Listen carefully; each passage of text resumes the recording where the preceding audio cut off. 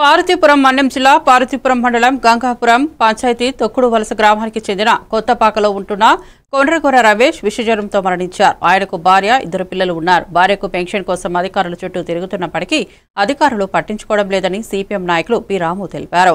కుటుంబ భారం కావడంతో చనిపోవాలని ఉందని బాధిత మహిళ ఆవేదన చెందింది.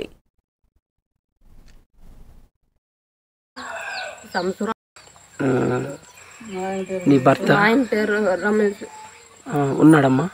లేడు, ఏటయ్యాడు? చనిపోయాడు.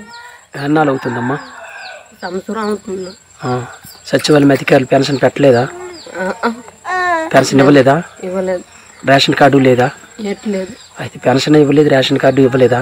ఇవ్వలేదు, ఎటు కూడా ఇవ్వలేదు. అయితే పిల్లలు అయితే నువ్వు ఇప్పుడు ఏమనుకుంటున్నావు? చచ్చిపోవాలనుకుంటున్నాను. పిల్లలతో చచ్చిపోవాలనుకుంటున్నాను. అయితే పిల్లలు పట్టుకుని ఇప్పుడు చచ్చిపోవాలనుకుంటున్నావా? మరి ఎవరు చూడిపోతే మరి ఏట అవ్వాలి?